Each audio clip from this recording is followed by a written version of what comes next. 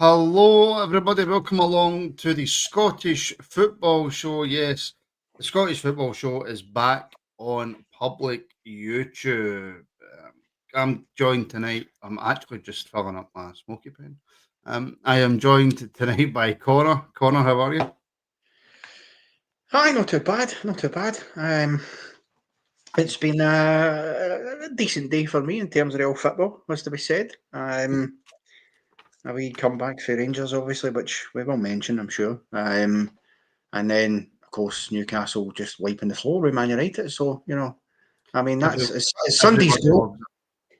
Yeah, it's Everybody Sunday's loves goal. it So when it's Man no U. bad, is it? Let's face it, Man U getting pumped. Everybody loves it.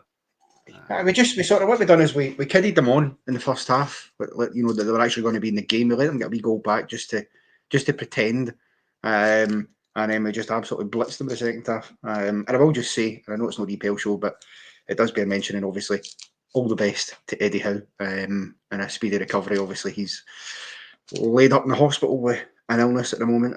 Hopefully, it's not too serious, but he's been in a couple of days, so they're running tests. But hopefully, he'll be fighting fit and back in the dugout in no time. Absolutely. But like you say, it's a Scottish football show, so we are here to talk all things Scottish football, Connor. It was the final round of fixtures before the split. There was a few things to be, I'm going to say discussed, that's not the right word, confirmed.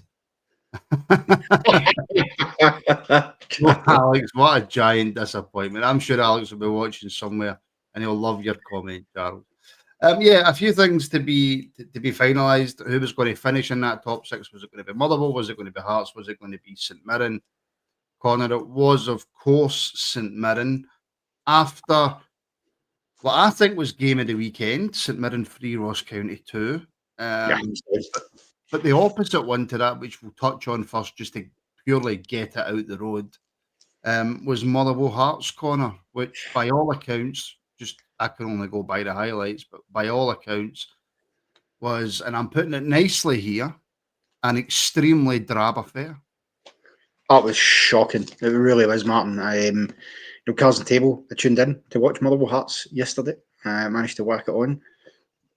Watched the first half. And the reason I selected Motherwell Hearts is because I thought, well, that should be a good game. Both sides, St Mirren could sneak in. Should they draw, obviously, as they did. But it was in essence a shootout, a straight shootout between the two of them. It was winner take all in terms of that top six. And I thought, you know what? That to me seems like the better game of the two to watch. Surely you're going to see two teams coming out and go hammer and tong at this year, go all out to try and get top six, both for very different reasons. Would have been, you'd have thought determined to do it and up for the fight. Hearts, obviously, given how poor a season they've had, and although Neil Critchley, to his credit, has overseen an upturn in form of late and has certainly put them back in a position where they could have and should have been in top six, because let's not forget they were in the box seat going into 3 o'clock yesterday afternoon. And I thought, well, do you know what? They'll be up for that. Motherwell, they're at home in front of their home crowd. It'll be a sellout, which it basically was, to be fair, at Fir Park. And those fans who turned up were served up utter dug meat. I mean, and we'll come on to some of them later, but when you talk about just purely for the basis of, who wants to be in that top six, who wants to keep themselves in with a small shout, but a shout nonetheless, and maybe, nipping into to even fifth for a European spot, who fancies it? And you think, right, surely one of these two, and it just didn't seem like they did. It was honestly, it was like an end of season game that nothing riding on it, just a kick about the park. Nobody asked about whether they scored, because at no point did the intensity levels raise. At no point, particularly in that first half, did it get out of second gear. Both sides poor. Both goalkeepers had absolutely nothing to do.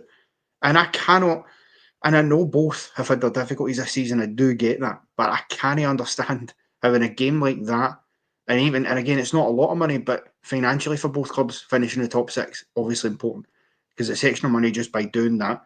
But it also gets you an extra couple of big paydays against your Rangers, against your Celtic. And the opportunity of European football as well. And of course, yeah, the opportunity of European football, as I mentioned. And yeah, it didn't look like any of them fancied it at all. And and it played out in a very, very disappointing manner. You've got to say, neither club, neither manager walking away happy at all. And yeah, the hunger, desire, the fight, passion, it wasn't there. It totally lacked it. There was a few. There was I say a few. One famous or infamous, I don't know what the right term is, Hearts fan, Connor, after the game, coming out screaming and shouting about sack Critchley. Critchley needs to go. Considering where he came into Hearts and kind of what he's done with them, whether you want to say he's done an excellent job or whatever, I think shouting sack him's quite harsh, is it not? As somebody who has no affiliation with Hearts, or I don't watch Hearts every week, so I don't know. But coming out because he's not managed to get you top six, considering Stephen Naismith done probably one of the worst managerial jobs in Hearts history. Critchley's managed to almost get them top six. Is that not good enough for him to maybe have another go at it next season? It should be. Listen, Hearts' problems this season do not come down to Neil Critchley. And listen, yes, absolutely, there are games like at the weekend and a couple of others where they should have had better results, and nobody disputes that. There are factors, though, that I think you have to take into account. I mean, look, from a perspective of, unlike Motherwell and St Mirren, Hearts had 2 cracks at the whip to secure top 6. Last weekend, both Motherwell and St Mirren failed to pick up the points that they were hoping for. And it meant that if Hearts could have beat Dundee United at Tynecastle, then they'd have been in the top 6 before having to go to Fir Park and win this weekend. And to be fair, the way the game played out, you'd have thought they had already sealed it. But so I can get that frustration. I absolutely can. But I think the context is important as well. I know they were at Tynecastle last week, but Dundee United are a very decent side who are in good form. They have put themselves coming up for being newly promoted. They're in that top 6. They look favourites for a European spot. St Mirren can still catch them, but it does look like they'll get that Conference League qualifying spot, which is massive achievement for Jim Goodwin, and I think rebuilds a bit of his credibility as a manager after a car crash at a time he had at Aberdeen, and we all know those pictures of him walking across the pitch at Easter Road and straight out into the car park, and off he went. So I'm happy for him in that aspect. So in that regard, I don't view last week as necessarily a shock or an upset or something that they should have been getting too down on. But this week, for me, that's not a good Motherwell side. Michael Vimmer's come in and done okay to steady the ship, but Hearts should have had enough in the locker to get past Motherwell, even at Fir Park yesterday, and they didn't. Now, you couldn't certainly say, well, is there decisions Critchley's made that are wrong? And yeah, again, one or two, but let's also not forget that when Neil Critchley took over, they were bottom of the league. They were absolutely going nowhere. And, for a while we were thinking, are we going to get the 2 Edinburgh clubs duking it out for relegation at the end of the season? Hibs have started flying, and now surely you think we'll probably finish 3rd. Hearts picked up a little bit under Critchley, but it's been start-stop. But he has improved them. He put them in that position in the first place that they really had no right to be in, given how poor, as you say, Naismith done. So I'd give him next season, give him a shot. And by the way, if I'm a Hearts fan, am I disappointed tonight that we haven't managed to get the top 6 and how poor that game was yesterday? Yes. But I'm also now looking and saying, well, I'll tell you what we now need to do, because we can still get European football this season. What we need to do now is go all out, balls to the wall, to try and win that cup. It's not going to be easy, because to do it, they're going to have to get by Aberdeen and probably Celtic. 99.999% sure it'll be Celtic. Do I think that they will do it? Probably not. But I expect, and Ralph Marshall has said this before, I would expect Hearts to give Celtic more of a game in the final than I would Aberdeen, just going on past performances. And so that's what they have to do. And I'm sure Neil Critchley will be telling them that. You don't have time to wallow on not getting top 6. You've got a massive game next weekend, and they're going to have to step it up a gear or two to get past Aberdeen and get himself a shout. So, as you say, that popular name, for me, to lay it at Critchley is wrong. And if they sack Neil Critchley, I mean, let me ask you, Martin, if they sacked Critchley, where else are they going to turn at this moment in time? Who else is going to do a better job? There's probably managers out there, but I wouldn't be able to give you a name. But Hearts' budget, and again, this isn't on Critchley for me because of how poor Stephen Naismith was. Hearts' budget should determine that they at least finish in the top 4 every year. That's just their budget. So I would imagine that there's managers out there could maybe come in next season and do a decent job, but they were never. They were always going to struggle to recover for how poor Naismith was. They were always going to struggle to recover for that. But J Mac makes the point. Hearts still don't know their best 11, which is a massive problem. Continuous changes each side, you don't know what you're going to get. Has that been as somebody who's not watched Hearts week in week out, Connor? Is that fair? Yeah, I think J Mac's banging the banana. There you go, Jay. Have that. And I think he's absolutely spot on with that. I've got to be honest. Having seen a lot of Hearts this season, both in the form of highlights and I've watched a few of their games. It's the one good thing about Premier Sports having the 20 games each season is it's allowed the opportunity to watch more football, which I like. Well, having seen that, he's entirely right. There's been a lot of chopping and changing, and Kitchley's been trying desperately to find that winning formula. And then he might get a couple of games where he thinks, right, I found it. I've got this as the team now. But then they can't keep up a consistency of that form. So you give guys like James Wilson coming in, had done so well of late to the point where he actually gets a Scotland cap because of how well he's doing. But then since he came back off international break, his form's dipped. Then you've got Kabangu, who again I think is a decent player. He's picked up a lot of the flack in terms of scoring goals that Shankland just hasn't got motoring fully this season. But again, he's inconsistent. I've seen him in a number of positions, one-on-one with keepers and stuff like that, and he probably should do better in school, and he doesn't. But as I say, he still has been adding and contributing.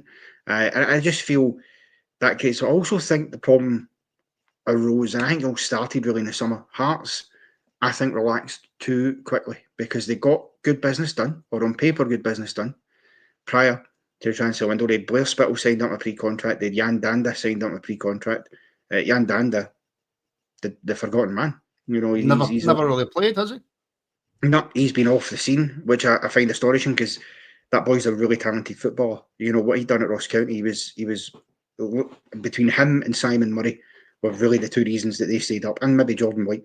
But he's a great footballer. He's just not been given that chance at Hearts. I think as well, Blair Spittle on the opposite end of that has been given the chance, and I think he's done okay. But he's been moved around position a lot. When he was at Motherwell, he was at attacking midfielder kind of position he was in, whereas at Hearts he's been put out in the wing, he's been put in the defensive midfield role, he's been thrown up front, I think, even for a game or two. That doesn't help. And the biggest problem they created for themselves, and this is nothing to do, by the way, and I'll make it clear, with a Rangers point of view, absolutely nothing to do with it, but I think they shot himself in the foot with Lawrence Shankland. I think you can see with a dip in his form this season, that to me has happened because they stopped him leaving the club.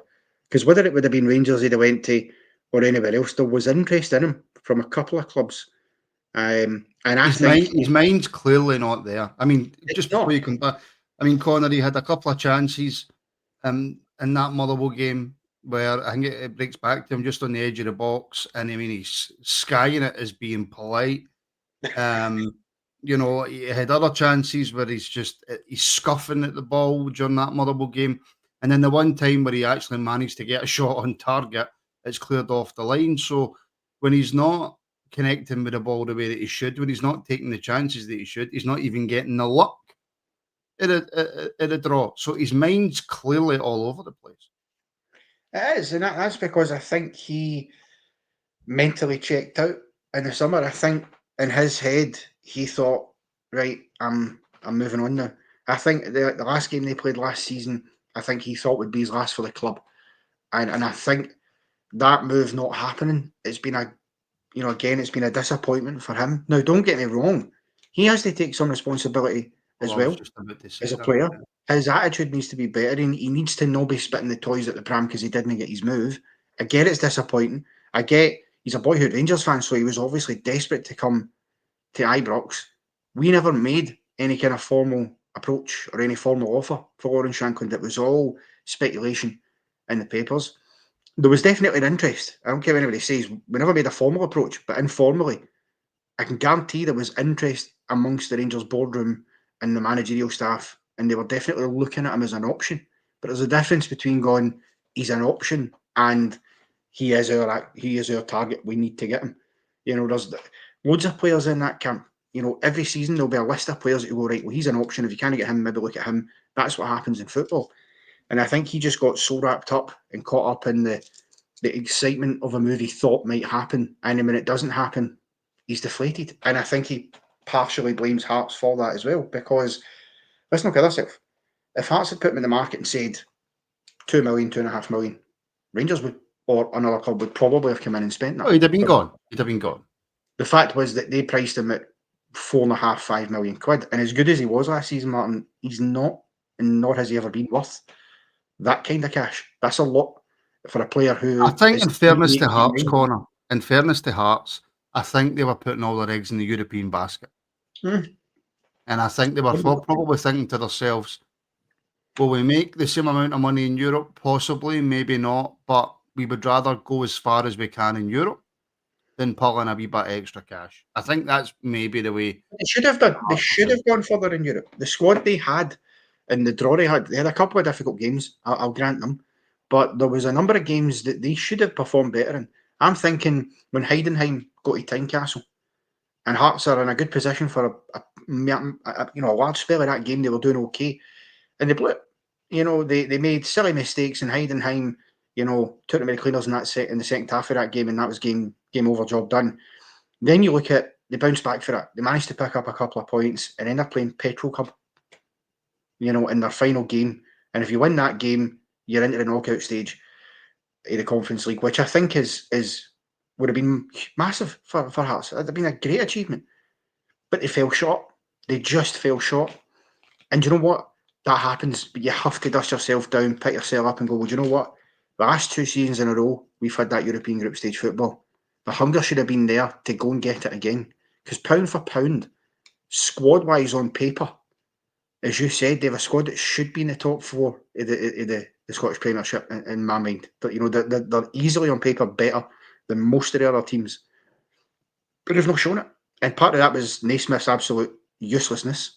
Yes. I mean, they even had the ridiculous situation where when they were first in the Conference League, he couldn't be in the dugout. He had to put his assistant in because he didn't have his badges, even though he was still the manager. So he was the manager domestically, but he wasn't, you know, I don't think that helps. I don't think it does. And so, well, I agree with KW's point. You can't blame Hearts for trying. Absolutely, you know, and fair play to them. But there were some decisions they got wrong that's led them to the point they're at now where they'll probably finish 7th. You know, I mean, Michael Stewart was on BBC yesterday saying, look, they need to be careful they don't get dragged into a relegation playoff race. And I can understand his point because it is only 6 points between them and Dundee. But I would imagine Hearts won't get dragged into that because they should, at the very least, St Johnstone should be 3 points shooting in. Ross County, they should be able to beat. And that depends if they're going up there because that's tough. And some of the others. So, listen, I'm sorry. The minute that we start even giving Michael Stewart any sort of credit is the day that I give up doing this as a job. I'm not giving him credit. I'm just saying I can give Michael Stewart any credit whatsoever. And singing the blues, I'm just saying Heidenheim to nothing. They were. No, I can understand that. I'm not giving him credit. I'm just saying I can get why, if you're of a Hearts persuasion, you might have that concern of just slightly looking over your shoulder and going, well, we need to still make sure we're picking up wins because 1-2 defeats, all of a sudden, you're dragged into that playoff and you do not want to be there of your Hearts. There's 6 points. No, that's not going to happen. Just quickly, Connor, on Motherwell, since Kettlewell left, it's kind of went downhill for Motherwell. I don't think that's a stretch to say. They were extremely poor, I thought. Yeah, I think when they made that appointment, they thought they were onto a Vimmer, but clearly... You love it, don't lie. It's so bad.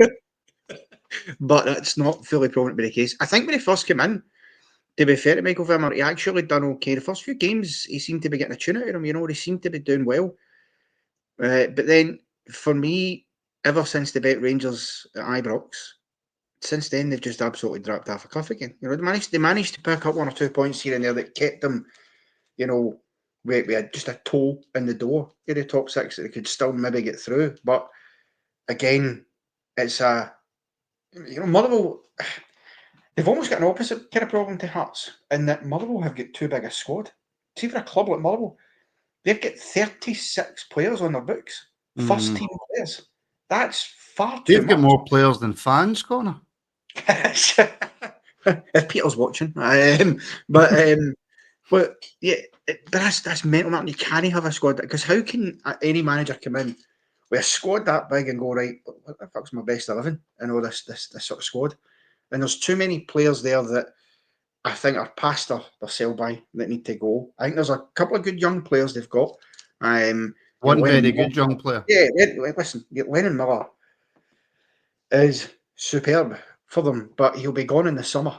Somebody will sweep him up in the summer. I don't mind who, as long as it's no Celtic, because that would be kicking the hormones for Rangers if that happened. Yes, it would be. But if we're being honest, Martin, and we're being smart, we should look at him.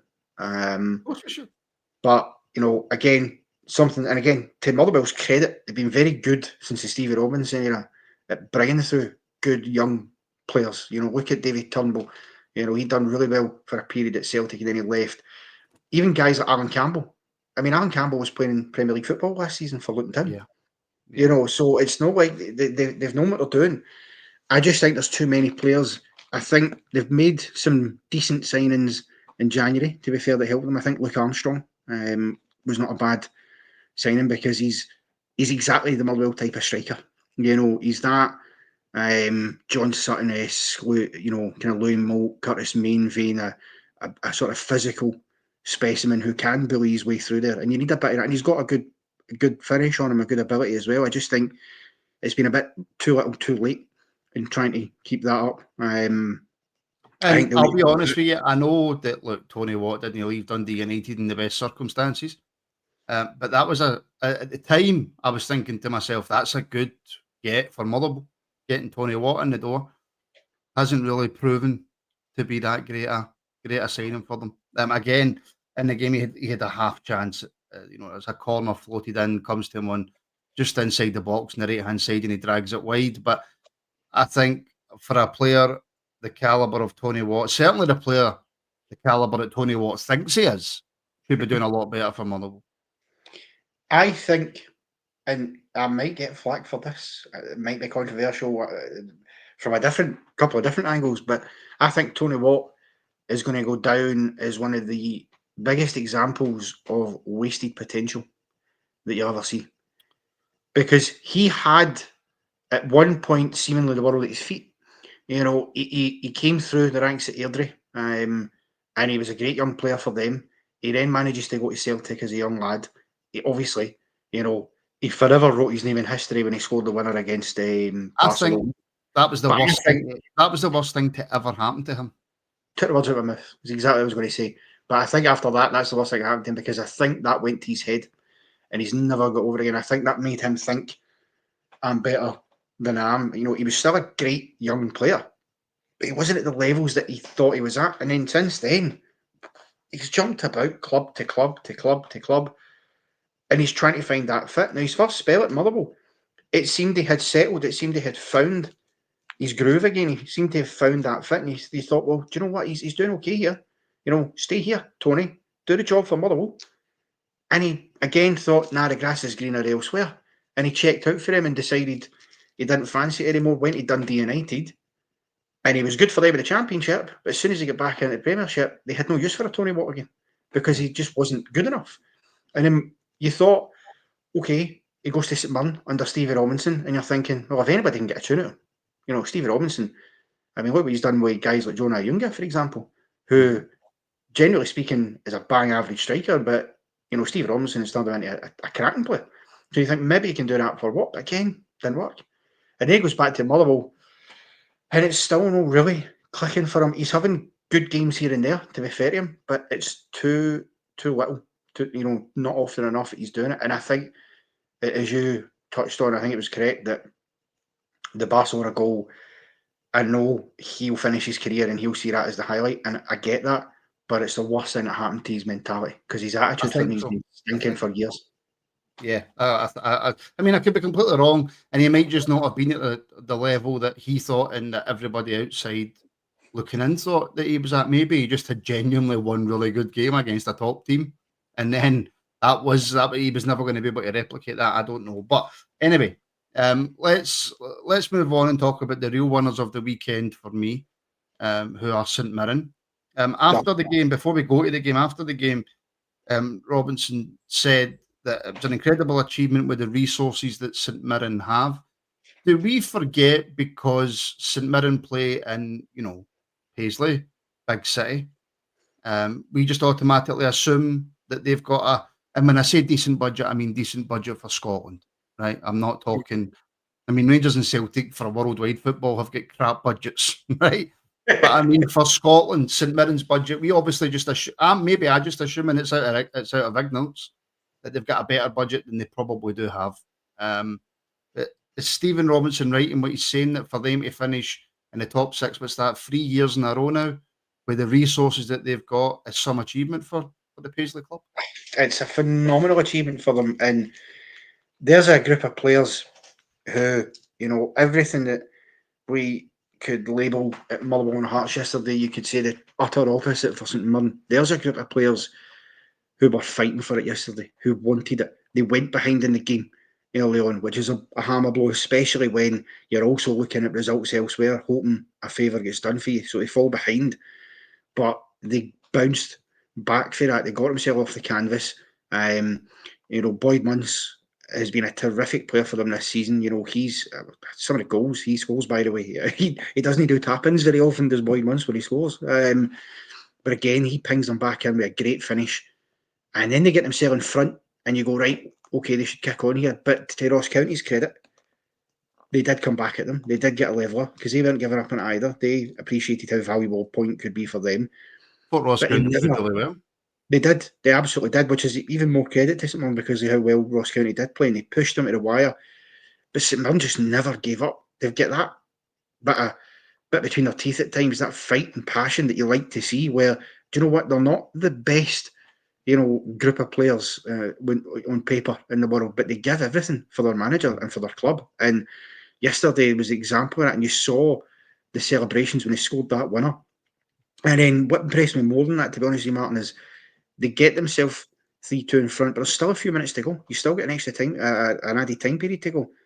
And I was really impressed with how they managed that period of the game. That game management was great. They offered no encouragement to Ross County really whatsoever. They weren't about to give them hope of getting something back or to give it up as soon as they had it again. And, some people say, well, the celebrations are a bit exuberant. It's only the top six. Why have they get their wains in the park and that? I get that. But for the level that they're at, for them to finish in the top 6 3 years in a row, and just preface this, when Stevie Robinson walked in the door, he and the St Mirren board said that they were going to be a top 6 club, and they were laughed at in the media and by fans, because they went, aye, fucking, you're whistling for that. Oh, where you go, you're going to be top 6, no bother. Well, 3 years in a row they've done it, and I have to ask you this, Martin, why on earth does Stevie Robinson constantly get overlooked when bigger jobs in St Mirren come up, even within Scotland? I'm thinking, for example, when the Hearts job came up, why is he overlooked for that? Now, I get why you go an experienced guy like Critchley, but look at what Stevie Robinson gets. When he took St Mirren over, they weren't in a good place. And he steadied the ship back here. And now he's got them back to back to back top 6 finishes. And every time an Aberdeen, a Hearts, a Hibs, whoever a job comes up, he just totally gets overlooked for it. And it baffles me. I think certain managers gain a reputation. And now again, in fact, we've got Graham in the comments, right? Martin, probably the best of the 3 for me. 3 players released due to misdemeanors off the park, who they still had to pay wages for. You could see the emotion Robertson showed in his interview, right? So I'll ask Graham, what type of football does Stephen Robinson play, right? Because certain managers get reputations, even if you've never really seen them. I haven't watched that much Burnley in my life, right?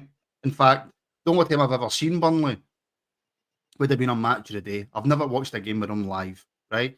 But the interpretation I've got in my head of Sean Dyche is that he's an ultra-defensive manager who sits back and hits on the counter-attack, and his teams are boring to watch, right? That's the kind of impression I get when people talk about Stephen Robinson, right? So see, when you've got that reputation like a Sam Allardyce type, you only get certain jobs. It amazed me, Connor, It shocked me that Aberdeen didn't go for him and they brought in this Jimmy Tilling guy. It shocked me. I thought, because St Mirren were doing really well, and I'm thinking, no offence to St Mirren, but Aberdeen are a bigger club than St Mirren. Surely to God, Aberdeen are going to go in and say, right, we want him. Because he done a great job at Motherwell, Stephen Robinson. A great job at Motherwell. Again, with limited resources. So the answer to your question is, I don't know. Maybe it's just the reputation the guy's got, if he does. But like I say, I don't want to sit here and say that he plays negative, boring football, because every single time St Mirren have played us, they've kind of went for it. Which, all right, most teams do with Rangers right now, because it's how you beat us, right? All you need to do is play a little bit of football and just launch a ball into the box and you beat us, right? But I can't answer that. I don't know, Connor. I really don't know. Well, I mean, look, if you what I've seen St Mirren, and I've obviously seen more of them than your good self, and Graham will know again even more than me. He'll see them every week. But Stevie Robinson, I think, was St Mirren, and it was the same at Motherwell. He likes to try and play good football. He likes to have the ball on the ground. He likes to get a bit of passing and moving going and try and create chances and spaces. Does it always pay off? No. And sometimes there are games where you end up having to sit back, and he's done that.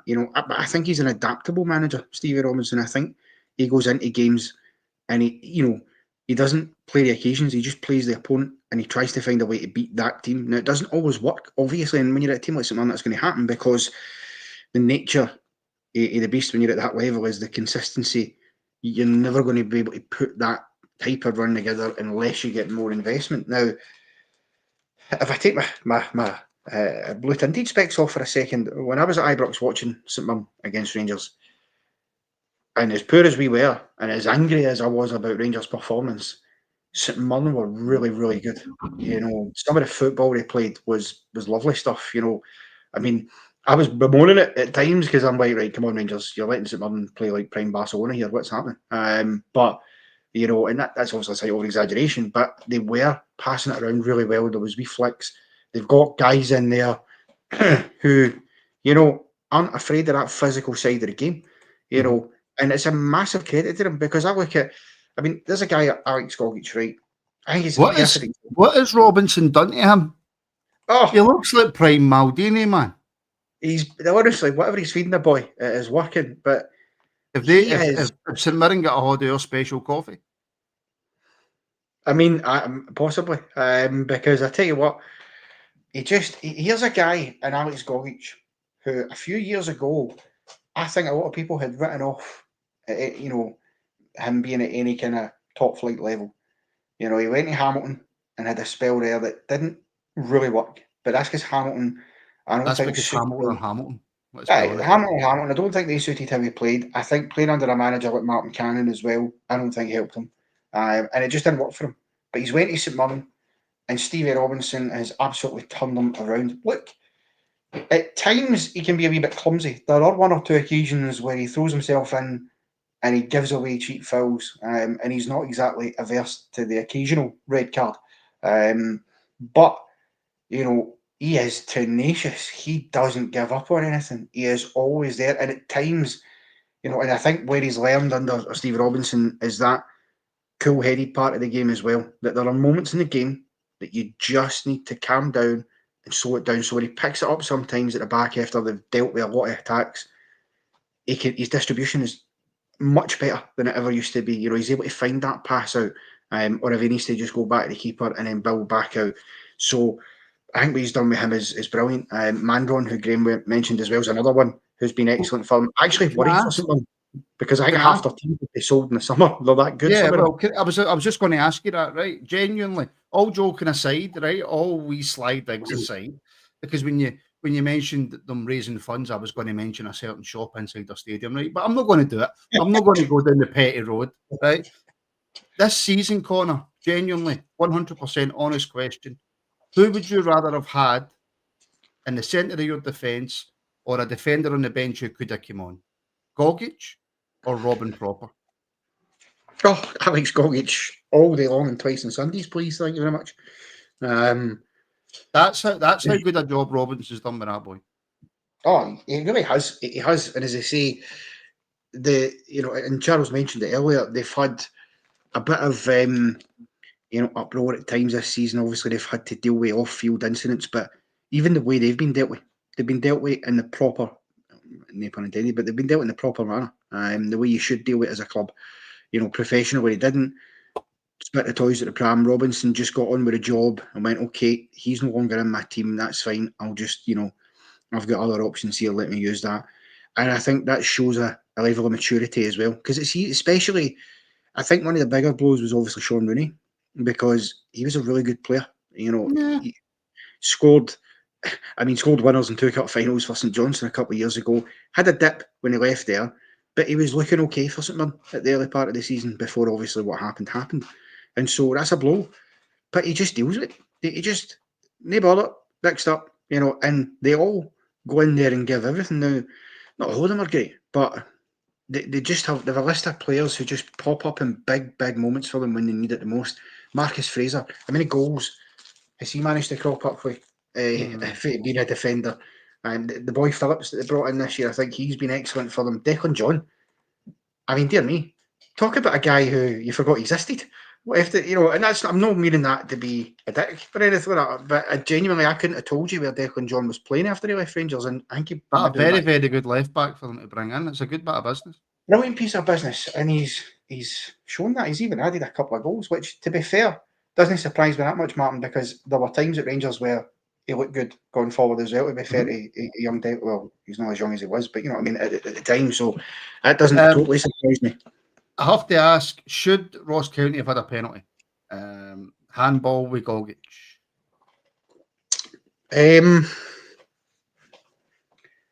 Borderline for me. My instinct is, I don't think so. My instinct is, it would have been very harsh. I was going to say, could you show reviewers the incident about the Republic? So I don't think we can. Nah, for me, I think it airs just about on the side of no penalty. That being said, and I don't mean to get scales for sitting in the fence, but I think it's one of those ones, if it's given, I don't see it being overturned. If it's given, then it stands, and you just have to go on with it. I don't think you have too many complaints. But equally, when it's not given, I don't think you can have too many complaints either, because it would have been harsh. It would have been really harsh. Yeah, quite possibly. Well, well done. Congratulations to St Mirren for securing top 6. Motherwell fans can be ashamed of themselves for the way that they treated their previous manager. Otherwise, they'd probably be sitting inside the top 6 right now. But and I'll tell you right now, if Hearts had appointed Stevie Robinson, I guarantee you they'd be in the top 6. Well, Motherwell have got what they deserve. I think they would be. Yeah, Motherwell have got exactly what they deserve for their fans' behaviour. 100%. Right, okay, Celtic 5, Kilmarnock 1. Without me trying to sound bitter or raging or angry or whatever, Connor, this was a strange game. 2 or 3 like wonder strikes, to be fair, that don't usually happen in the same game. Hatate with the first one was about 30 yards or whatever.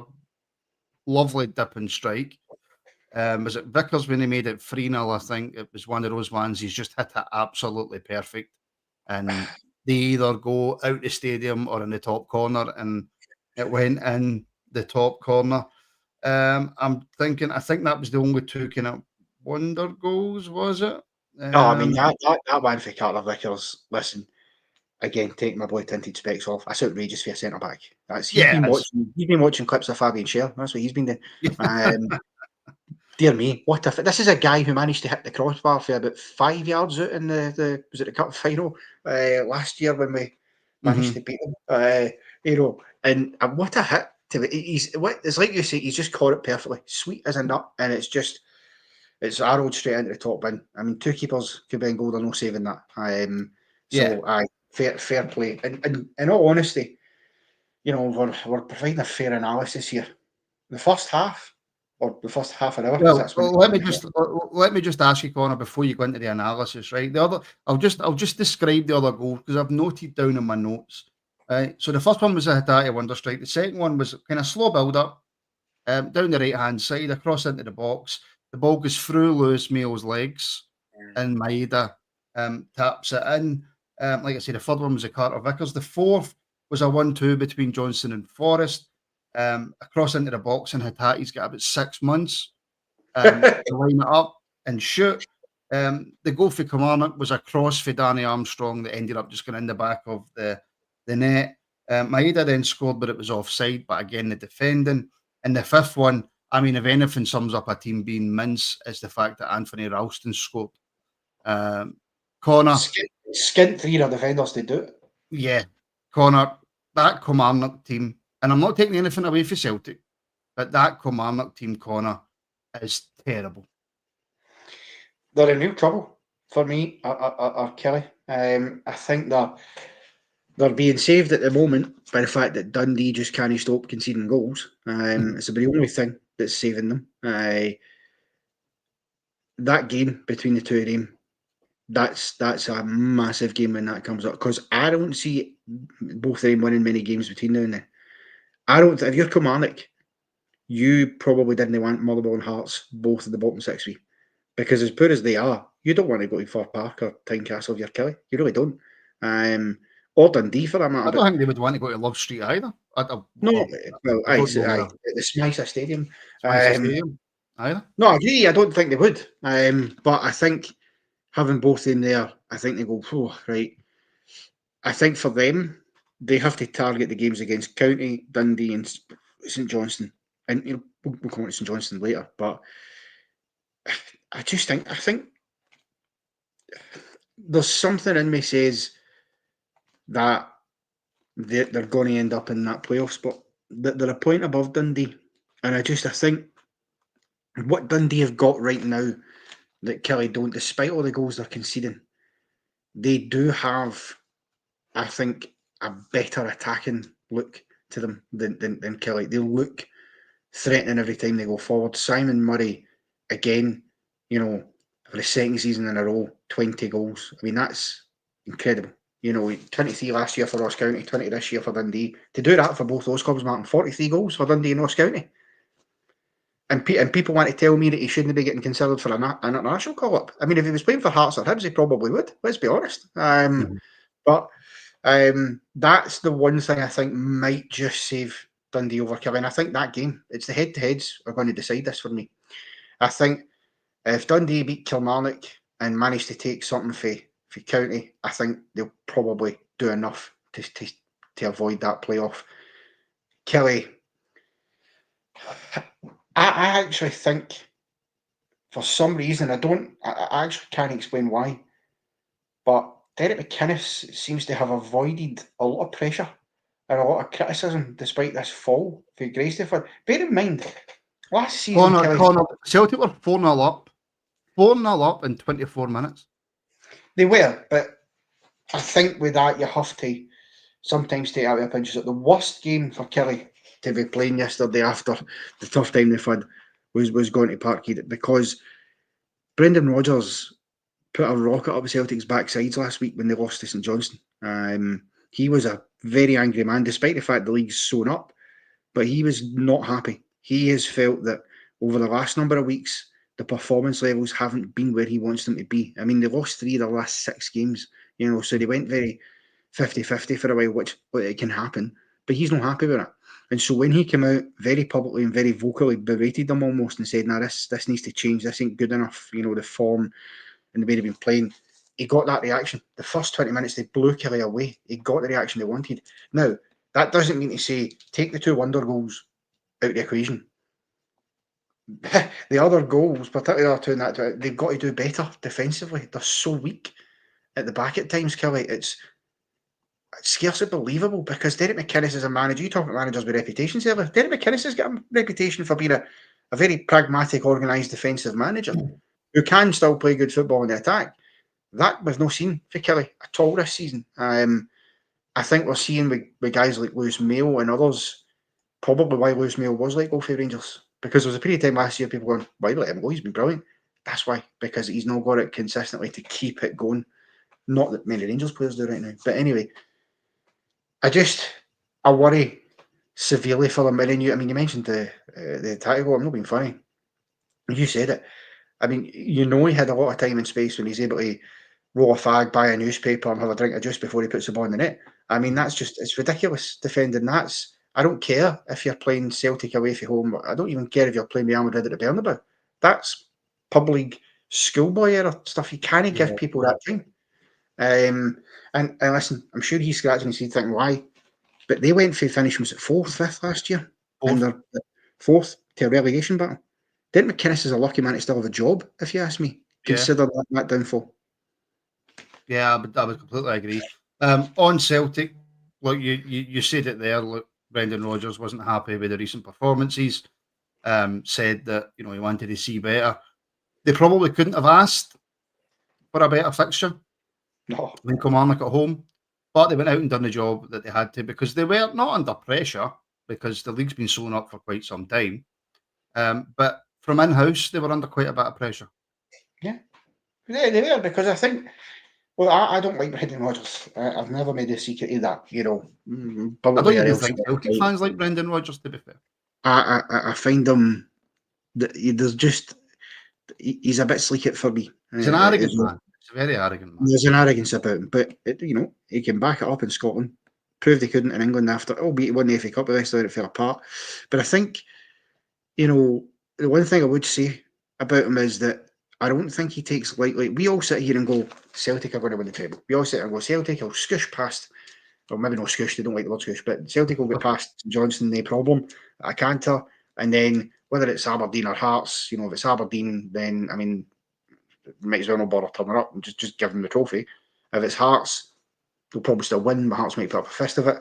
So you go, well, do you know what? Fair play.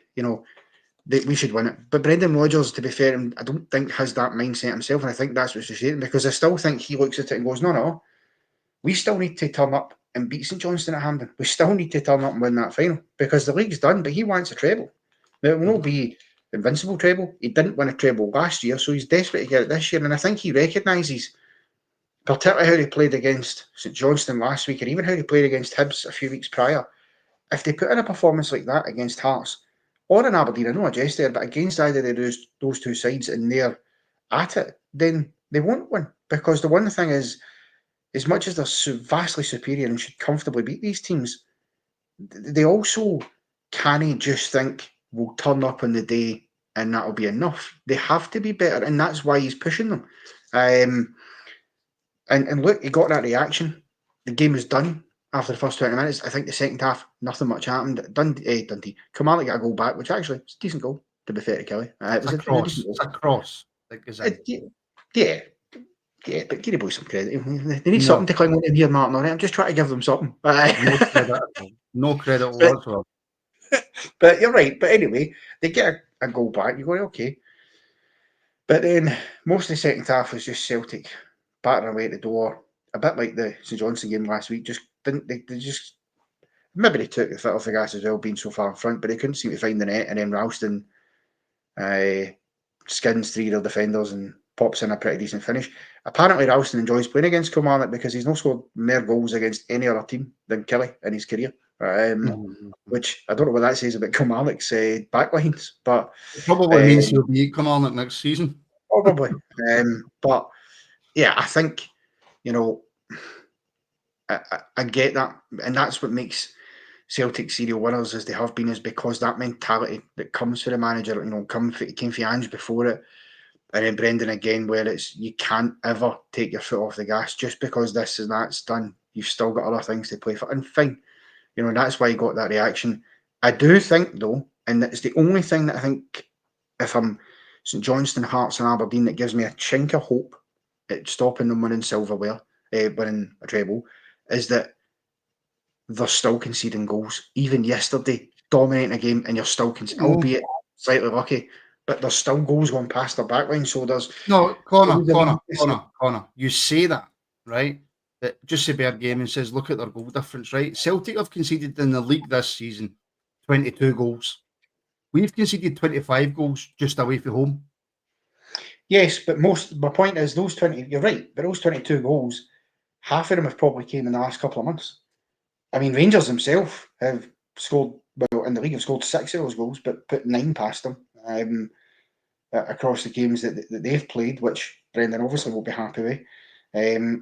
you're conceding 2 against Hibs, which is uncharacteristic because Celtic don't go 2-0 down very often. It might be a Rangers speciality, but it's not something that they tend to do. And then even St Johnstone scoring against you early on and then holding out for a 1-0 win. So, yes, I accept they haven't conceded an awful lot of goals all season, but that's because how strong they were at the start. Between August and January, February, they were seemingly unstoppable. I mean, they didn't lose their first game until they came to Ibrox at the start of January. They weren't conceding many at that time. My only point is in the last month or two, probably 10, 11 of those goals have came in that period. And that's where they'll probably be like, you know. But I think, again, they've had some chops and changes. I mean, look, I know it's not a popular thing to see on here, but for me, I feel that the boy Narovsky is very harshly done by to not be in the starting lineup for them because he came in for a few games and I thought he done perfectly fine for them. I don't think he done anything that was too bad. I think the boy Trusty, I don't think he's a good defender for me. I don't like him. Listen, Celtic fans will know better than me because they watch him every week. I don't, but for what I've seen him, I haven't liked an awful lot yet. When Carter Vickers is out of that defence, they're in trouble because they're reliant then. Yeah, but what did they spend on Trusty? Was it 5 or 6 million or something like that? They spent on. They did. So they'll persist.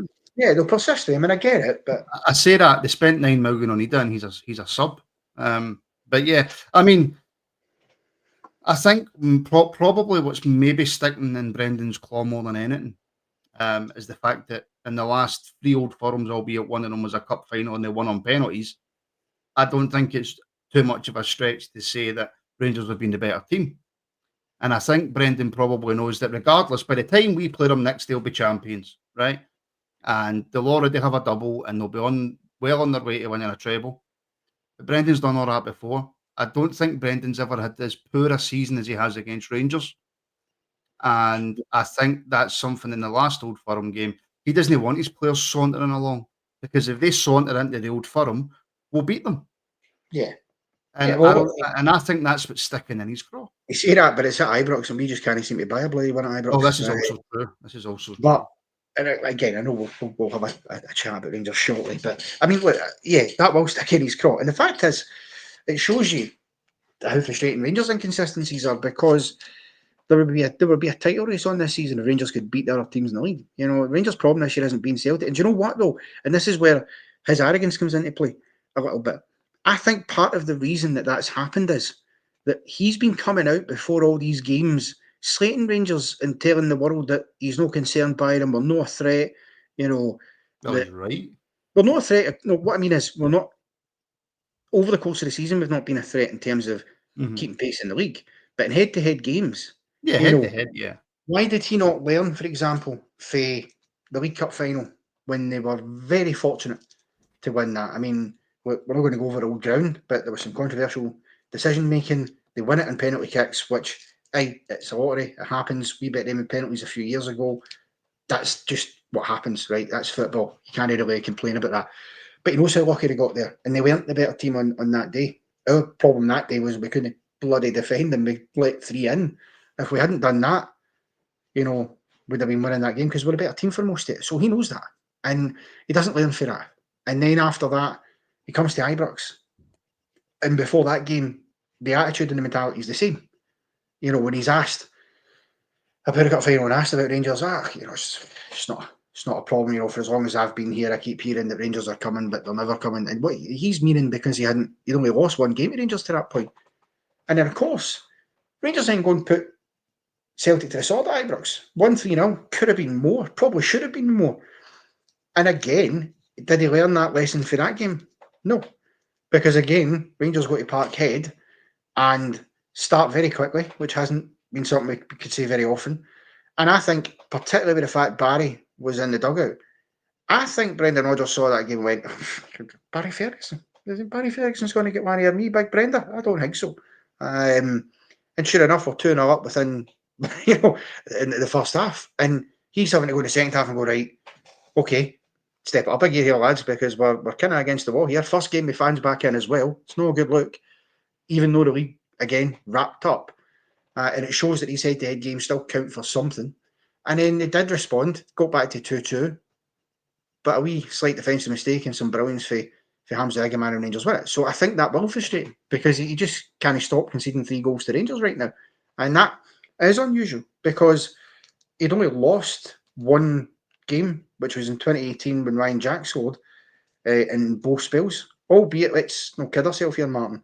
That's because he left very soon after he lost that game. If he'd have stayed about, he probably would have lost more. Yeah, well, I don't want to go into a big history lesson with Brendan Rodgers because no, I'm just like, but we're going to go on and win the treble. That's what puts a baby point. No, listen, no, I get it. I completely get it. And he'll want it just as much as he'll want to win a treble. He'll want to beat Rangers at Ibrox as a kind of a way to finish the season to go, like, see, it was just a fluke.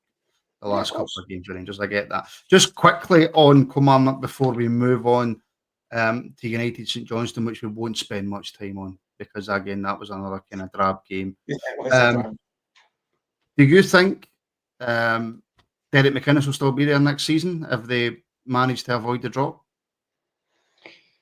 If they manage to avoid the drop, in all likelihood, probably, because I don't see them changing it if they stay up. I think they'll give him another crack at the whip. Whether he can do any better next season, sometimes, and it's not slighting Derek McInnes because I still think Derek McInnes is a very decent manager, but sometimes you reach that ceiling. You know, you've run your race at certain clubs, and I think it's kind of going that way for Derek McInnes. I think he's got about as much as he's ever going to get out of Killie. You know, 4th place last year was a terrific achievement. I think it's going to be incredibly difficult to get back to that, particularly when you look at Hibs, how well they're doing. You know, they're sitting pretty in third. Looks like they're going to finish there. Okay, they'll be in Europe next year, so that'll be interesting to see how they handle that. Aberdeen, you have to think, you know, will improve again next season. So how's he going to catch them? Even Hearts aren't going to be as bad next season as they were this year. I can guarantee that. So how is he going to get? You know, these are the things he's going to have to try and figure out. And sometimes you just have to look at it and go, do you know what? I've had my time here. I've done as best I can. I've took you back for the championship, back into the league. I've brought, for a season at least, you know, a bit of respectability back to the club's name. Maybe time for somebody else. But unless he makes that decision, I don't see the club doing it. Unless they go down. Or even if they finish in the playoff spot, that might be enough for them to go, do you know what, it's not good enough. They can't just be playing on the skin of their teeth. No, they shouldn't be where they are. They really, really shouldn't be where they are. Right, Dundee United 1, St Johnstone 0. St Johnstone maybe a bit unfortunate, Connor? Yes, I think all things considered, Dundee United can feel slightly relieved, I think, to have held on to the win. Now, don't wrong, they had other chances as well, to be fair. But when you look at the stats, St Johnstone had most of the ball. They had more shots, albeit less on target. The most chances as well. Created the most chances, they did. I just think it was one of those games for St Johnstone, and it happens, you know, nobody was expecting, and I mean nobody was expecting St Johnstone to go and beat Celtic last week. Right? That wasn't on the cards. That shouldn't happen. You get those flukes every now and then. You do, and I think the disappointment will be they didn't follow up. And how many times do you say that about these teams, Martin? They go and find a result against the Old Firm, and then they get beat the following week because they can't follow up. And you think, that should give you momentum. And St Johnstone, you know, they'd managed to nick a point even yesterday, or, you know, beat Dundee United. They would have been, you know, in with a slight shout to avoiding the drop because they've got to play all these teams anyway. I mean, again, unfortunately for St Johnstone, that they're as good as gone for me. I mean, look, 5 points for safety. Well, 5 points for the playoff spot, 6 points for complete safety. Okay, they've got to play Dundee, Ross County, and Kilmarnock. And Motherwell, because Motherwell could get dragged in. But this for me, that is where the split really does help. I don't like the split, right? I think it's a lot of nonsense, and I wish we didn't have it in our league, right? But for teams like St Johnstone now, if they can somehow just get their act together for the last 5 games, Kilmarnock is very bit winnable for them. Dundee, I think, is a bit more difficult for them. And then you're asking, are Motherwell and Hearts heads still at it? So they've got an opportunity, they've got a chance, which is where the split sort of comes in and helps teams like St Johnstone now. Are they still favourites to go down? Yes. Are they still technically right now the worst team in the league? Yes. But the split just gives them that percentage of chance. Yeah, it does. And I think, again, as I say, if they'd managed to follow up beating Celtic last week by getting the 3 points against Dundee United, the way it's worked out for them, they'd only Or been even a 2 draw. points. Or even a draw. Even a draw. A draw, puts them within 4 at Dundee. A win would have put them within 2 points. And then the heat would really have been on a Dundee and a County and a Kilmarnock, because then they really would have to be on, well, this lot beat us, we're in trouble. And I think Simo Valakari, to be fair to him, has bred a bit of a, never say die attitude. They haven't given up. They've not just folded, mate, it's too big a task, we're done, but we're out the league. They'll still fight, they'll push. I don't know if they'll have enough, but I expect that gap to get tighter before the season's done. At the very least, I really do, because they'll beat somebody. They will. And the thing that surprised me yesterday as well is, I mean, you wouldn't know it, but that was a derby game for St Johnstone yesterday. It's a Tayside derby, and that is the proper Tayside derby. They and Dundee are also Tayside, but Dundee United, for whatever reason, seemed to be the team that there was more of a heated rivalry, even though I'm pretty sure Dundee existed before Dundee United. But there you go. That's just a strange world of football for you. Don't say that out loud. Jeez, oh. Well, I mean, they did. Dundee United were Dundee Aberdeen for a long time before they became Yes, Dundee they were. United. Yes, But I think, he'll be, and you could tell with his post-match he was a bit disappointed. I think he felt he should have took something for a game. I tend to agree, but listen, when you're Dundee United and you're in having a wee bit of form they're having, sometimes that wee rub of the green goes your way as well, and you just have to eke out a result with that, and they did, and it's a big 3 points for them, because they're not out of the woods in terms of currently 4th on goal difference for Aberdeen, but 9 points is a bit of a gap for St Mirren, but obviously if they lose yesterday, that'd have been 6 points. So they have to be careful, because you imagine when they play Celtic and Rangers, and I don't know, we'll find out I think tomorrow whether they'll be home or away games. They probably have to not write them off, but go into them with the expectation that you can't bank on getting 6 points for 6 in those games, and so you're looking at the other 3. And even Hibs right now, I wouldn't fancy Dundee United against Hibs, the form they're in. So no. it was a big win for them. It was important they saw it out. It was, because it keeps them level on points with Aberdeen. Obviously, Hibs 3 points ahead of them. We'll come on to the Hibs game in a minute. But all to play for in terms of that third place for 3 teams, to be honest. On Jim Goodwin, I have to say this as a disclaimer. One of my most favourite people in the world. He's an excellent manager, and he's a great judge of character. And you know what to do, Jim. But Dundee United this season, Connor, as you headbutt the camera. Sorry, just stopped myself. Dundee United this season, they're doing better than I would imagine anybody expected. Oh, of course, yeah. Listen, I think most people expected Dundee United to be, where Dundee are, to be in that scrap to stay up. But they've signed really, really well. They've brought in some really good players that have helped kick them on. Kept young boys out the first team, yes, I know.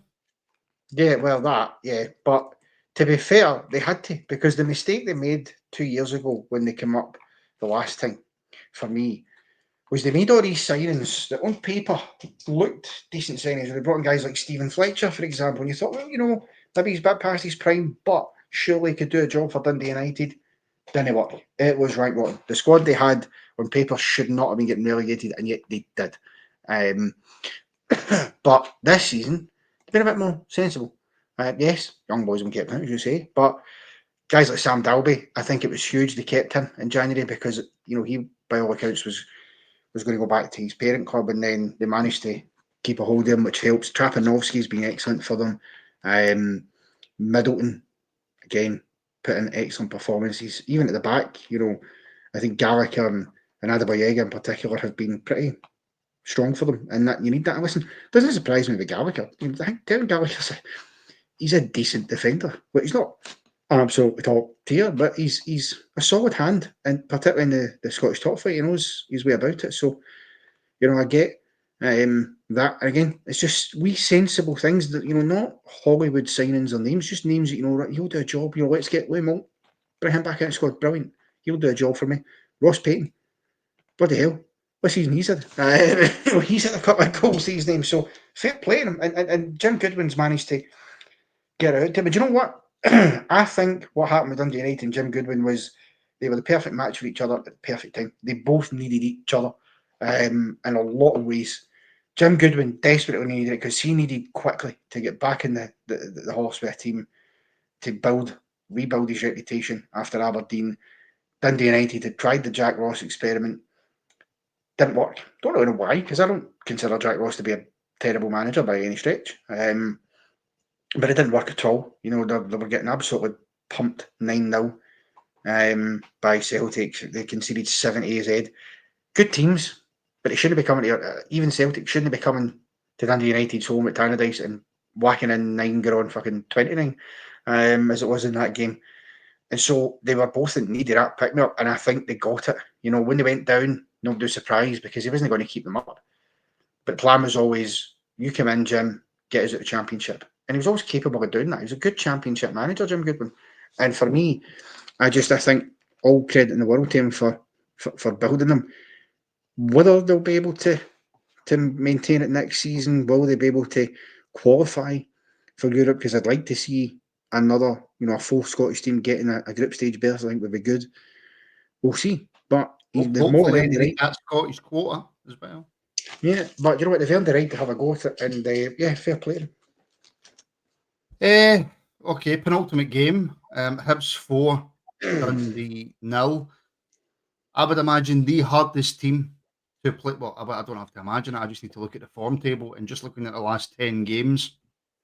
Connor, if the season was over the last 10 games, Hibs would be champions.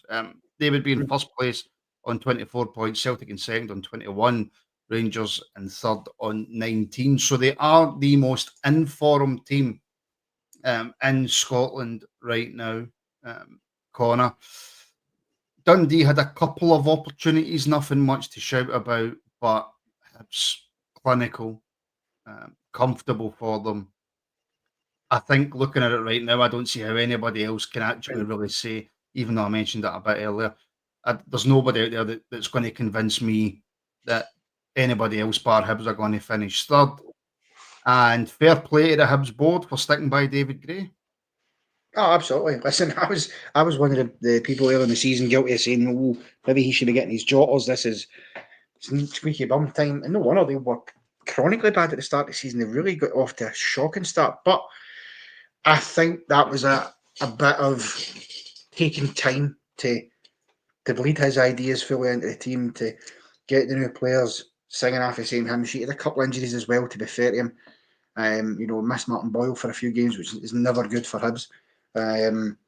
And since, that sort of started clicking for them, goodness me, what a run of form they're on. They're in the best run of form they've, I think, been in ever, certainly in the last century, which is remarkable. What a turnaround for David Gray. 17 games unbeaten in the league. The only blemish going out of the Scottish Cup at Parkhead, but there's no shame in that. The only shame in it is that they probably didn't put out their best performance that day. I think they feel they should have played better, but that happens. I think they're excellent. I'm only disappointed that they're not still in the Scottish Cup, because they're about the only team in Scotland right now that I could have given a chance to stop Celtic winning a treble, but unfortunately they're out, so they can't. But listen, they'll finish third, no question about it, because they're in such good form that you go, well, who's going to beat them? If Aberdeen need to go to Easter Road, put your money in Hibs. Aberdeen are going to Easter Road and beat Hibs. No reform they're in now. It's been a remarkable turnaround. In the game today, I watched it. Again, the good thing about having Premier, I managed to watch it. Felt at the perfect time as well, Martin, right in between the Rangers game and the Newcastle game. Beautiful timing, so I was able to sit and watch the full 90. And Hibs just steamrolled Dundee. The first half an hour, Dundee, to be fair to them, were okay until they conceded the first goal. They were up against it a bit, but they had one or two moments where you thought, but Hibs just, they blew them away, particularly in the second half. And I think Dundee, are so fragile at the back. It's no real. They concede one goal and it collapses round about them. And I can't get why, because I thought Joe Shaughnessy coming back would have been a good thing for them. He was missing for a long time, but he was an important part of last season for them. And it's actually, I think, been the opposite. He's very rusty, which I get when you had a long injury layoff, and he's making some errors that we shouldn't be making. I mean, even the day there was at one point, total miscommunication between him and Trevor Carson. Just a route one ball comes over the top that should be an easy, bog standard, header that back into the keeper, he'll pick up and on we go with the game. But there's a miscommunication and Carson comes to collect. Shaughnessy's still running in to get it and he heads it beyond Carson. He's never scored their own goal. Now, it goes wide, thankfully, but you're looking at that going, dear me, that's ridiculous. And Tony Docherty must be pulling his head out because he must be thinking, where is this? Because again, he made them hard to... Dundee are sitting second bottom for a reason, Connor. I've gave them credit and I've gave Tony Docherty credit, but we can't keep ignoring the fact that they're sitting second bottom in the league. They've only got 34 points from 33 games. So maybe Tony Docherty has to answer some questions. But just before we come to Dundee, I want to go back to Hibs, because what actually amazes me is, so they're currently sitting in third place in the league with 53 points. In terms of actual goal scorers, they've only got one player in the top 20 goal scorers, and that's Martin Boyle on 11 goals. So for a team to be sitting third in the league, I mean, just to put that into perspective, St Johnstone have got 2 players in the top 20. St Mirren have got 2 players in the top 20, I think. Ross County have got 1, Hearts have got 1, Aberdeen have got 1, Kilmarnock have got 1. So the teams sitting at the bottom of the league, in terms of the top goal scorers, have got one player in the top 20. Whereas your teams, maybe a wee bit higher up, have got a couple. So Hibs are really, really reliant on Martin Boyle. Oh, heavily.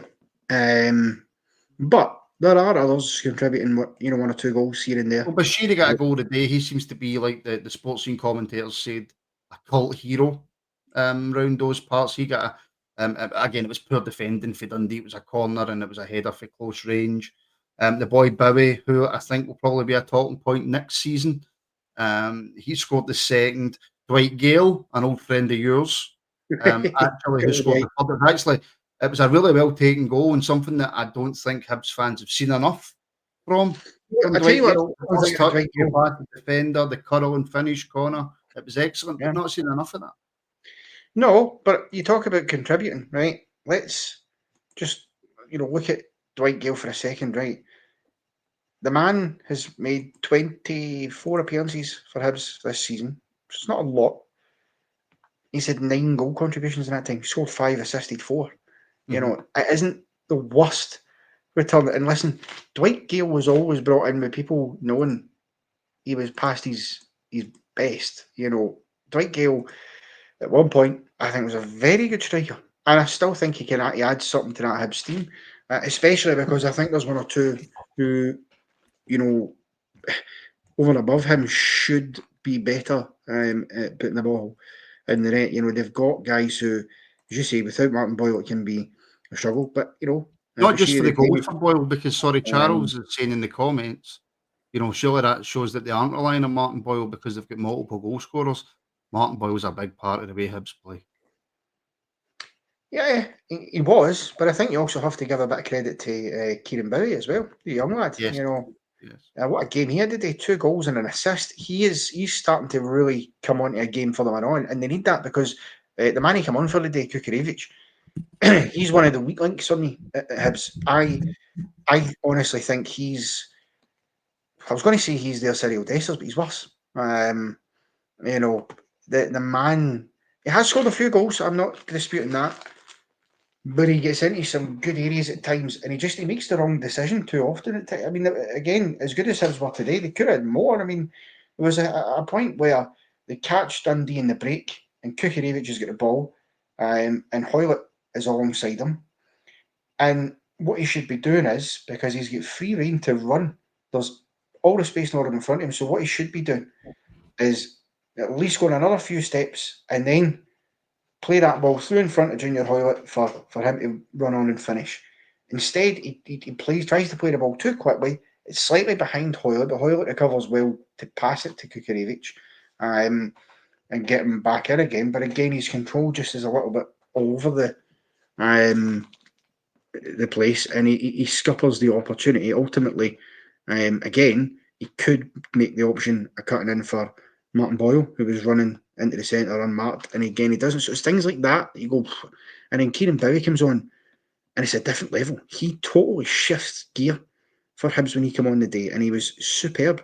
Really, really good. I mean, so much so that he came on and played about half an hour, 36 minutes, and he got man of the match. That's the difference. So, again, the other, and it's a testament to the rest of the team who are contributing. I think the Caddens have been excellent for Hibs. I think what a piece of business to bring Nicky Cadden. They already had Chris Cadden, who was doing well from for periods last season. Bringing Nicky Cadden in, what a piece of business. The two of them, when they're both on the park together on that left hand side for Hibs, I mean, they just love playing football with each other. You can just tell. Absolutely brilliant. Both of them. Again, Nicky Cadden, what a ball he played in for the third goal. Kieran Bowie's header. Absolutely on a plate. Brilliant stuff. And so again, it's things like that seems to be clicking and working for them. Again, look, they'll be in European football next year, so that will help in terms of trying to sign one or two players, because there's always an attraction to playing in Europe, whatever level you're at. And if you're at a level where Hibs can afford you, then the Europa League is surely a carrot that can be dangled and enticed. But can they keep a hold of guys like Kieran Bowie, Martin Boyle? Boyle's left before, and it didn't really work, to be fair, and he came back. But that's the concern I think you'd probably have if you were Davy Gray, but fair play to him. Yes, and it'll be interesting to see if Hibs manage to hang on to third or if results, because Aberdeen have shown that good form only goes on for so long unless you're Celtic, pretty much in Scotland. The broadcasters, whether it's Premier Sports, whether it's Sky Sports, need to do themselves a favour and make sure that when Hibs and Aberdeen play each other, that's on the telly, because that should be a cracking game of football. The form Hibs are in, I'd expect that we really have a proper go to them. So, and to be fair, they've had some good games this season, a couple of 5-goal thrillers, so get that in the telly. Oh, listen, don't even get me started on the TV. We'll be here all week. Right, obviously, 99% of the people watching this will be Rangers supporters. I understand that. I'm going to try and open this up so that fans of all football teams in Scotland tune in and watch. We will have laughs and jokes, but I will try and make it as straight down the middle as I possibly can. We'll be looking to get football fans on. We've already got Peter, who's a Motherwell supporter. So I'm looking to get fans from all clubs on to speak about their teams. If you haven't seen our reaction today, though, from the Aberdeen game, then it is available on the channel. Just search it and you'll find it. But we're going to have a quick chat about the Aberdeen 2, Rangers 2 corner. We'll start from the Aberdeen perspective, which, yes, is very difficult for me, but we shall. You'll be disappointed if you're Jimmy Tilleen corner that you were 2-0 up and didn't win. Well, especially against 10 men. I think Aberdeen, talk about blowing an opportunity. They knew Hibs were obviously having to play Dundee later on. And I'm sure that Hibs would have had an eye on that score, seeing that they were 2-0 up at half time and Rangers down to 10 men. And Hibs must have thought, okay, they'll probably win that game. So, we need to really step up a gear, because, again, that's how you keep maintaining the pace and the pressure. And they didn't do it. I am amazed at how poor Aberdeen were in that second half. Yes, they had a lot of possession in the ball. You'd expect that. Rangers had 10 men. With 10 men, you're rarely going to dominate possession stats.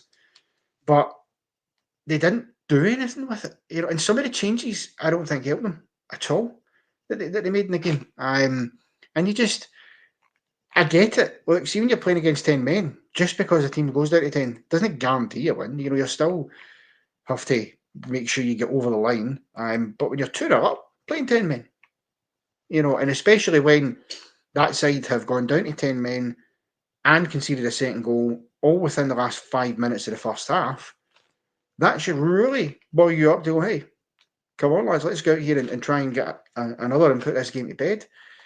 They didn't. I don't really get why. Both Rangers' goals were good goals, but defensively, should 3 Aberdeen defenders, should one of them not be able to deal with Hamza Igaman, as good as his movement was and as good as the finish was?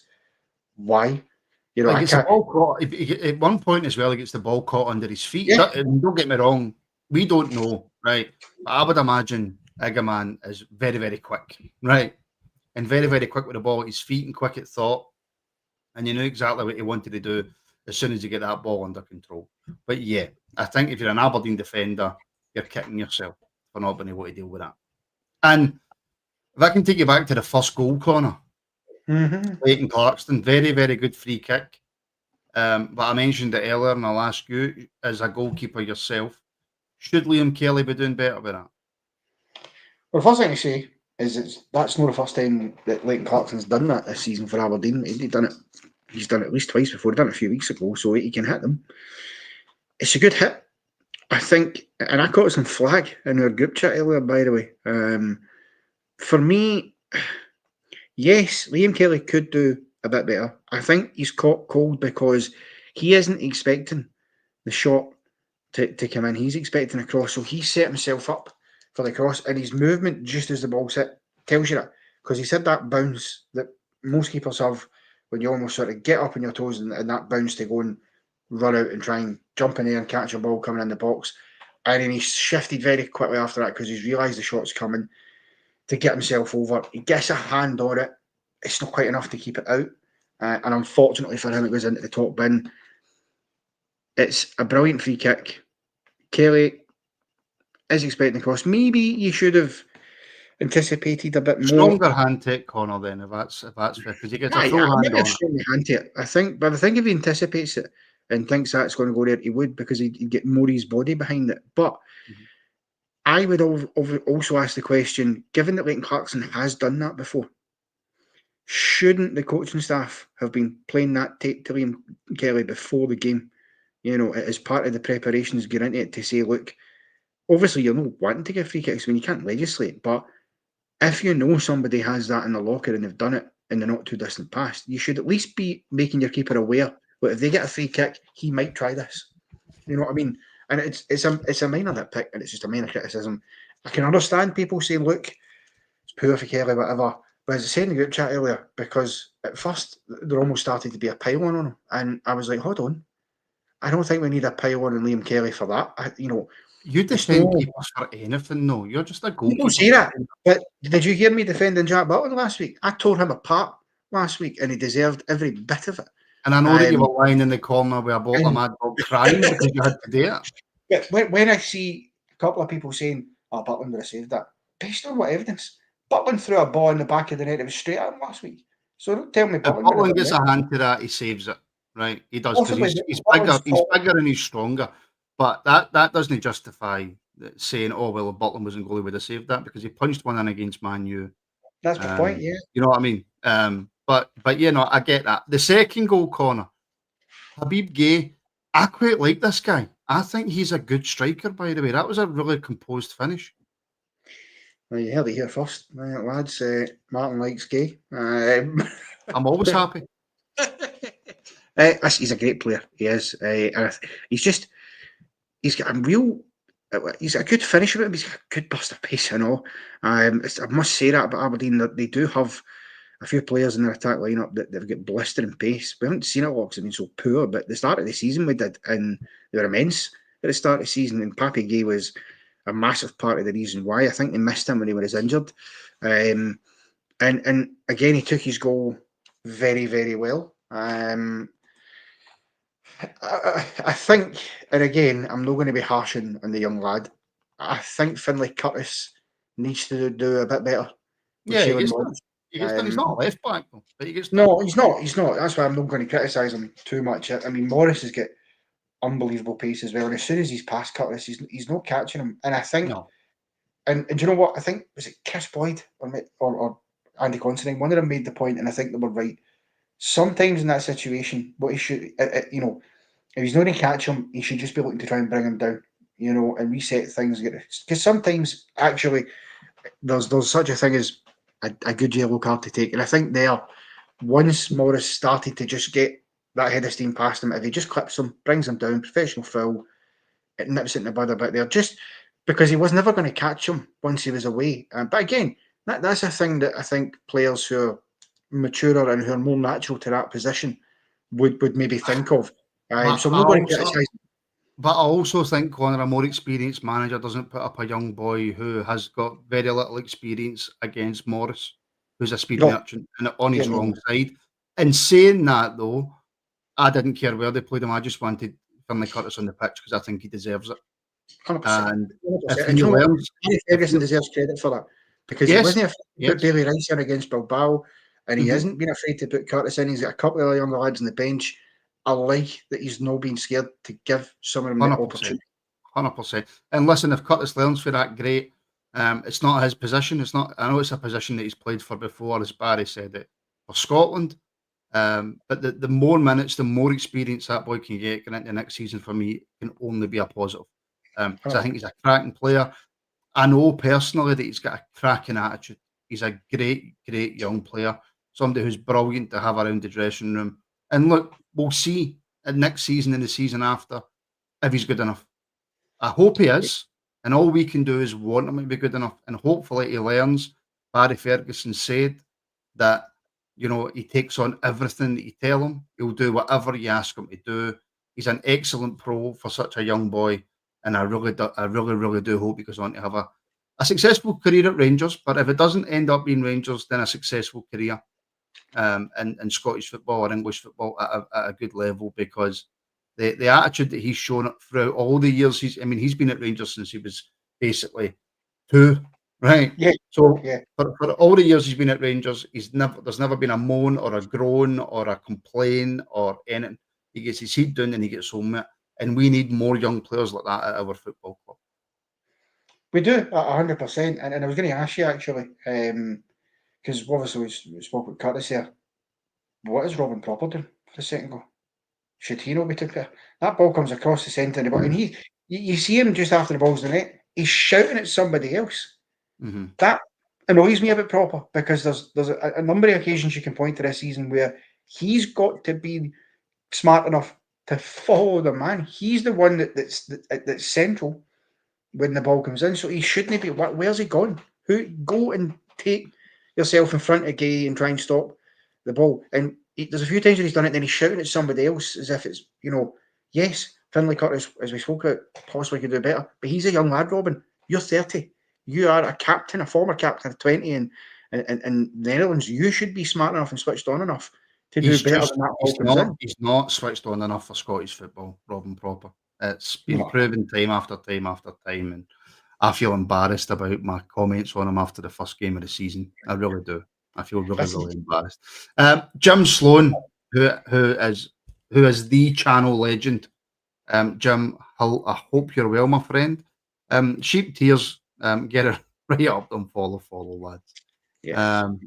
Obviously commenting on something that I said at the end of the watch along. Thank you very much, Jim. If there's an Aberdeen fan out there who wants to put a super chat in to say get it up Rangers, then please feel free to put it in. But Jim, thank you very much. We're an equal opportunities broadcaster. Yes, we are. But Jim, thank you for the support, my friend. You know how much I really, really appreciate it. And Charles, as soon as this is done, please email me and I will email you straight back about the Discord, my friend. All right. I do apologise. The email, I'm inundated with emails and I've obviously missed it. So email me as soon as we're done here and I will get you sorted, my friend. Just come back to Aberdeen, Connor, coming out for the second half. They're 2-0 up. We're down to 10 men. And I don't know, rangersrabble@gmail.com. That's the email, rangersrabble@gmail.com. Charles. They just kind of went into a shell corner and went very defensive, which I could have understood if they were 2-0 up and it was 11 versus 11. I get it. But we've had Rangers. I need to stop saying we on the Scottish Football Show. Rangers have put out a completely rotated team. They're down to 10 men, and Aberdeen's first thought at 2-0 up is let's just sit back. Yeah, I mean, you're saying that you stop saying we in the Scottish Football Show. I am wearing a Rangers top on the Scottish I'm the Football. host. The host has to be impartial. Yeah, well, I don't get the thing. What was Jimmy Tilleen's plan? Because the players didn't just decide to do that himself. He told them to do that. He's came in and went, right, lads, turn it up. Game's won. They're down to 10 men. Let's not try and get here, do it in fancy and try and win this game again. Just sit in, catch them counter attacks, and that'll be fine. And I think that was the plan. I think the thinking is, if they've got to come at us because they need to try and get back in the game, but they're down to 10 men. So we sit in and absorb that and then catch them in the counter. More spaces will open up. And then we'll be able to go and get a third or a fourth goal. I think that was possibly. But it's the only thing that makes any logical sense why you would do that against 10 men for me. But what should have happened is when Rangers went and got the goal back through Egerman, lovely finish by the way, that should have been a kick up the arse for Aberdeen to go, this game is still life in this game. Maybe did 10 men, but all of a sudden, playing 10 men with a goal advantage is vastly different than having 2 goal in advantage. It just is, because you only need one chance, as was proven today, and you're in. So I think that should have given them the jolt to go, right, do you know what? This ain't working. We've now conceded. Let's just go back to how we were playing in the first half. Let's try and be aggressive. Let's try and get in the face. Let's try and get a third goal and just kill that momentum. Because if they had scored that third goal, it deflates the whole thing. The balloon is burst. And it nearly was, but thankfully it came off Nisbet's hand, and rightly the goal was ruled out. So, but they didn't, and then his changes. Can somebody tell me, if you're an Aberdeen fan and you're watching this, go and explain why in the second half, after an hour, he takes off Toby Keskinen for Nicky Devlin, or why he takes Papi Gay off for Soccer. Now, I get why he brings Soccer on, but I wouldn't have been bringing him on for Gay, because Gay was playing well. Keskinen, arguably one of their best players, if not just that calm head he was. Devlin come on and did fuck all. I don't know why he's still at Aberdeen. It was such a quiet, poor game for him, and I think those changes didn't help, because I think that changed slightly the shape as well. It meant, all of a sudden we're not as attacking, because their defensive changes to a degree. When you bring on Nicky Devlin for Kesteren, well, you're taking off an attacking midfielder for a defender. Mm-hmm. That's not ideal. So I don't get the particular thinking around why to do that. I understood why he took Palaversa off, because Palaversa was in a booking, so you don't want it being 10v10. That makes sense. I just think there was one or two wee things there I go, can I get that? And they'll be so disappointed, because how do you not win for 2-0 up against 10 men? And then the way they conceded at the end, I mean, okay, the Nisbet goal comes first.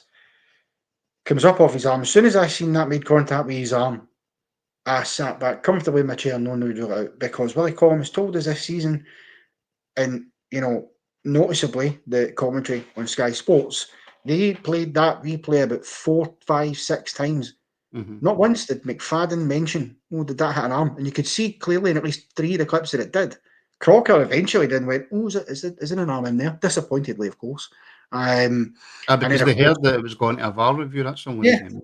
Yeah, but surely, why, because your eyes would have told you, maybe not hit an arm. So it did, and the rules are this season, and just for anybody that doesn't know, who might think, what, that should have stood corner. The reason it didn't stand is simple. If it hits Nisbet's arm and then Nisbet scores, can't because he's gained an advantage. However, had it hit his arm and one of his teammates scored, it would have still counted, as long as it wasn't deemed to be a deliberate handball, which it wasn't. So it's a bit of a weird rule, but that is the rule. And to be fair, you can't deny he gains an advantage, because when the ball's fired at him, the way it hits his arm brings it down perfectly to his feet to score. So it's unfortunate, but it's the right decision. Yeah.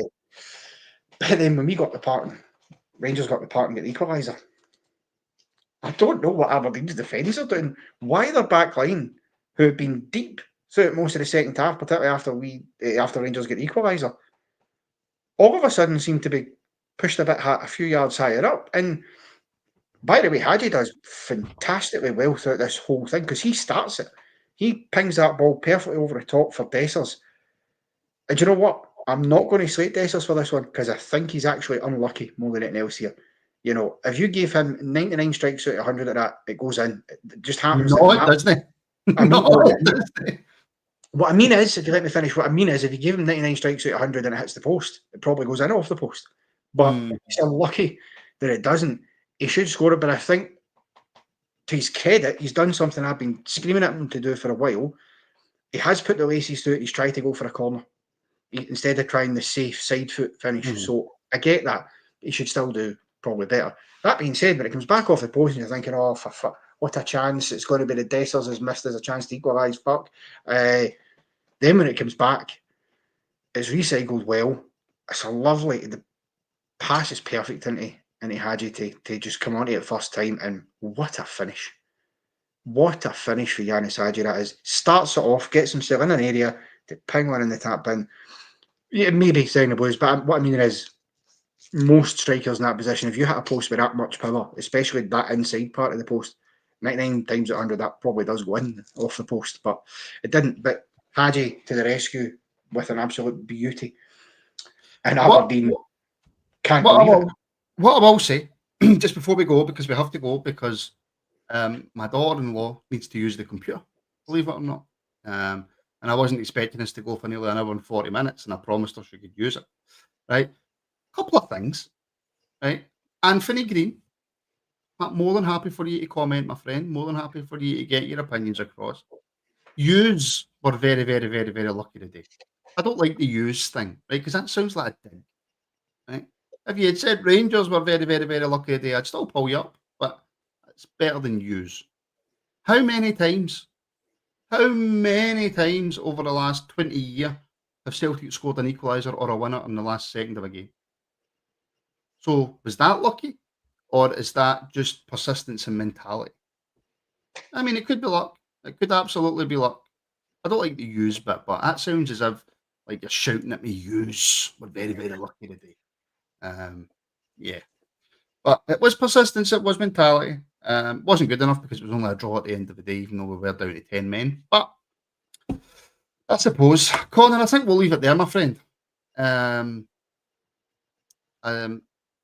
Anthony, go back and watch what we said about the Celtic game. And you'll see what we said about the Cameron Carter Vickers goal. But please do tune in, get involved in the comments. That's what we want. We want as many football fans from as many teams involved in our Sunday night SPFL. Yeah, and you rewind back about maybe 15, 20 minutes, you'll hear what we said about the Celtic game and about the Carter Vickers goal. It was probably longer than that, Connor, because we've been on here for ages.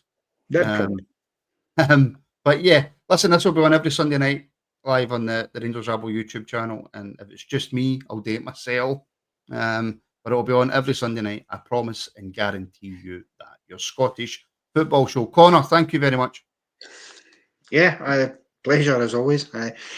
Nice to be in the pundits chair instead of the hosting chair, because normally when I'm on, I'm hosting. So I don't get the opportunity to proffer my opinions very often in the Scottish football show. So delighted to do so tonight. Yes. The reason that I'm hosting and that you were doing the talking is because you know far much more about the Scottish game than what I do. So I pretend I know and I just throw out questions. It makes me look smart without actually being smart. You know what I'm saying? Yeah, I mean, that's what you do on a daily basis, though, to be fair. Daily basis. No, a minute-by-minute basis. No. I'm actually terrified for when my daughter grows up and realises that I'm thick, and then she'll have even less respect for me than she already does. But anyway, folks, we shall leave it there. Connor, thank you for all the super chats tonight and all the interaction in the comments. I'm looking forward to doing this again on the public YouTube every Sunday, and we'll get a good back and forth with supporters of all teams. Are you smart, Martin? No, I'm not. I'm really, really not. Just ask any of my school teachers. Right, folks, go and enjoy what's left of your Sunday night, and we shall speak very, very soon.